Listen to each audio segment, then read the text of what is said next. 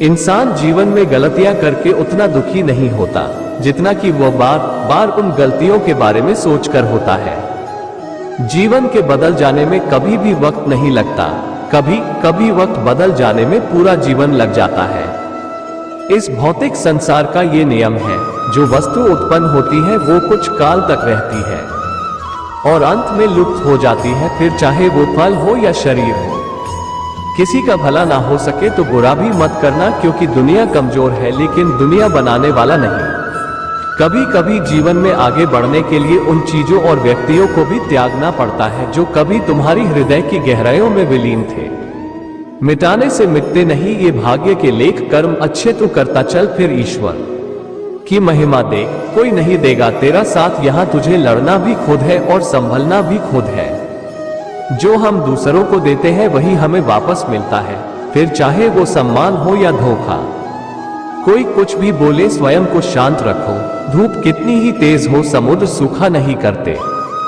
जो मानव अपनी निंदा सुन लेता है वो सारे जगत पर विजय प्राप्त कर लेता है। जीवन में दो चीजें हमारा परिचय देती है, हमारा धैर्य जब हमारे पास कुछ भी न हो और हमारा व्यवहार जब हमारे पास सब कुछ हो। आपके साथ में कितनी भी छल क्यों ना हुआ हो, परंतु परमात्मा का आशीर्वाद आपसे कोई छीन नहीं सकता। किसी से बदला लेने का आनंद 2-4 दिन ही रहेगा, पर किसी को माफ कर देने का आनंद पूरी जिंदगी रहेगा।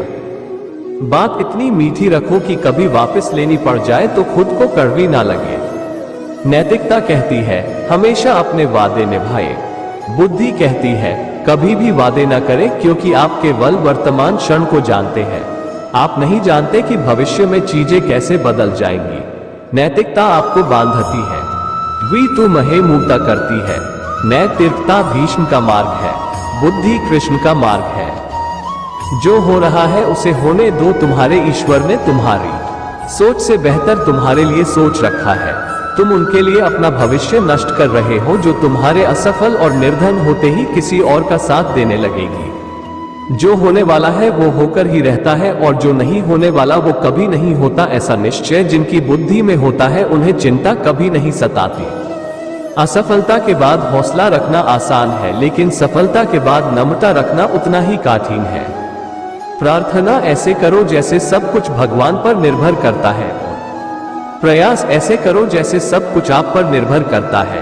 हृदय से जो दिया जा सकता है वो हाथों से नहीं, और मौन से जो कहा जा सकता है वो शब्द से नहीं। अगर समय किसी का इंतजार नहीं करता तो आप सही समय का इंतजार क्यों करते हैं? याद रखिए, जो समय चल रहा है वही सबसे बेहतर समय है। इंसान हमेशा अपने भाग्य को कोसता है, ये जानते हुए भी कि भाग्य से भी ऊंचा उसका कर्म है जो उसके स्वयं के हाथों में है। माफ करना सीखिए, क्योंकि हम भी ईश्वर से यही उम्मीद करते हैं। कभी कभी जीवन में आगे बढ़ने के लिए उन चीजों और इंसानों को भी त्यागना पड़ता है जो कभी आपके बहुत करीब है।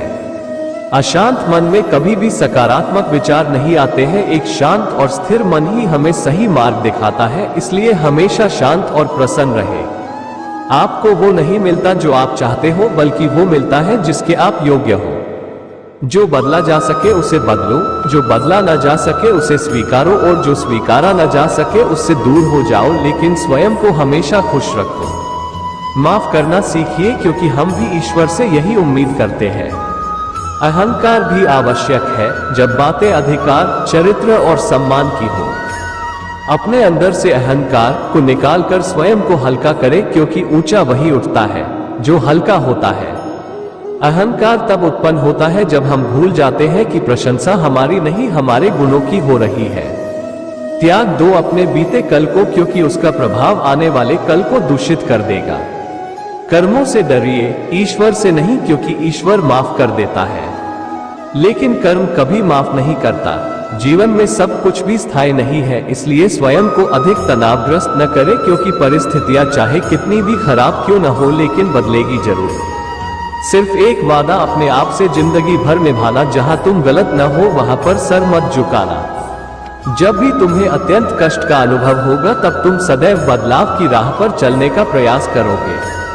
कठिनाई आने से इंसान अकेला हो जाता है, पर कठिनाई आने पर ही अकेला व्यक्ति मजबूत होना सीख जाता है। बुराई बड़ी हो या छोटी हमेशा विनाश का कारण बनती है। क्योंकि नाव में छेद छोटा हो या बड़ा नाव को डुबा ही देता है।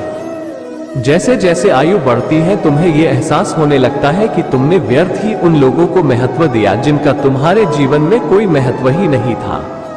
सफलता के लिए सिर्फ कल्पना ही नहीं, सार्थक कर्म भी जरूरी है। जैसे सीढ़ियों को देखते रहना ही पर्याप्त नहीं है, उन सीढ़ियों पर चढ़ना भी जरूरी है।